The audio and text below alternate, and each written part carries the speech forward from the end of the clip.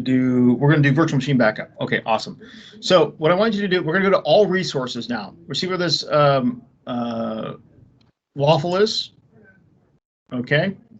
And you're going to be looking for your demo lab VM01. You're going to look for your machine that you created, and basically go over to the resource group, whatever resource group you're in, okay, and you can then identify your machine.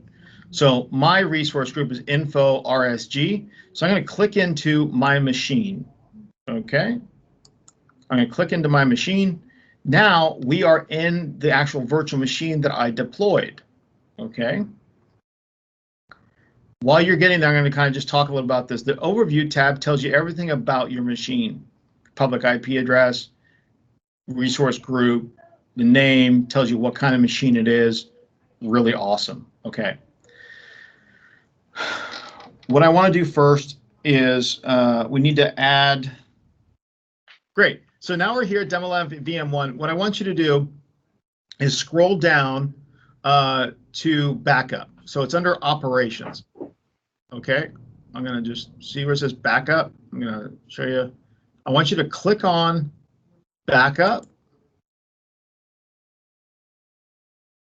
What's important here is we select existing. This is the backup for the RSV. See, as we already have that, I have Demo Lab RSV. Awesome. Now let's take a look at this. Backup frequency, daily at 5 a.m. UTC, retain instant recovery snapshot for 2 days, retention range.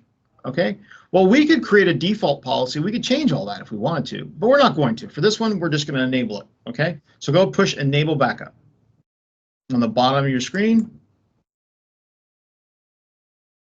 All right. And as you can see here, I'm going to my notification button. It says deployment is in progress.